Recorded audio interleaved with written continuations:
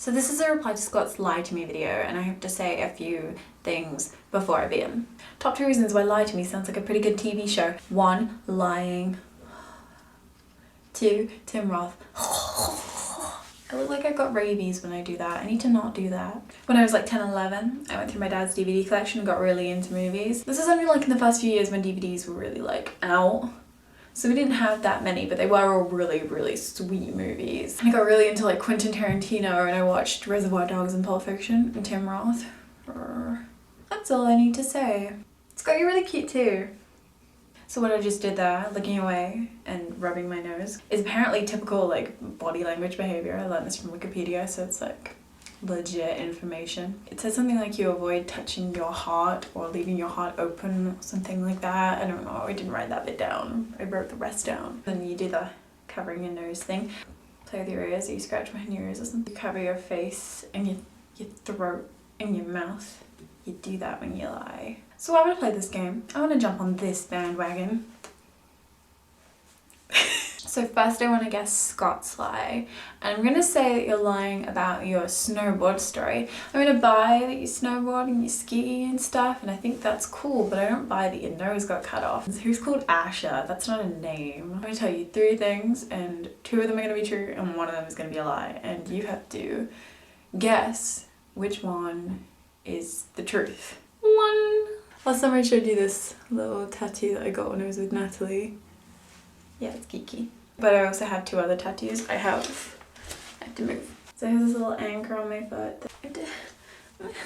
So if you've ever played Zelda, you will know this is the Triforce symbol. So while we're on the subject of scars, but not intentional ones, this scar on my left arm, which you've probably seen in other videos. So the way that I got this scar was that when I was younger, I used to do a lot of gymnastics, and actually I used to do rhythmic gymnastics, which is like one of the dorkiest sports. I think it's really cool.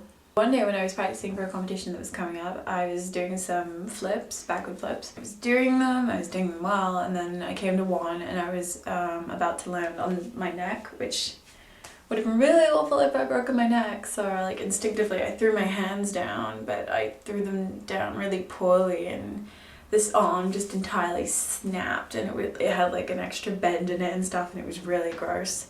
I never got to get back into gymnastics, which I was really sad about. 3. So the last story is about a guy I was seeing during the past year and a half, I guess. So we were seeing each other for about 5 months. One day he brought me some flowers. So I had them by my window on my desk, and obviously bees are attracted to flowers and stuff like that because they think the face, is it a face? They think the face of the flower is like really attractive and stuff, and they want to mate with it or something. I remember learning that in primary school, finding that really funny. Anyway, that's how flowers get pollinated, and you just learned something. Poor child's fault. It's not even, I'm not even proving it wrong, it's just science right there.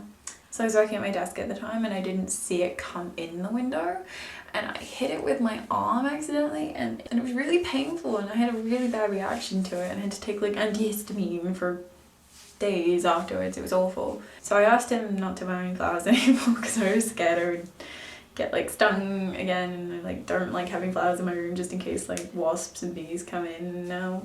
He got really defensive and was like, it wasn't my fault, you left your window open, I can't control the insects. Is it an insect? Is it a bug? I don't care. I got mad at him because he wasn't being sympathetic that I was in pain and that I had been stung by this bee.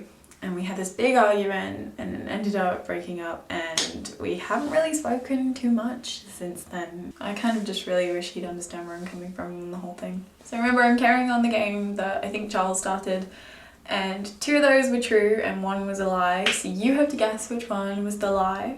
And I think video responses would be cool. Let's make this a real bandwagon you can jump on. Let's jump on things. Just jump on that trampoline. You jump on it. You jump up and down. You stay there a while. Maybe you do a flip, maybe not. Might end up like me.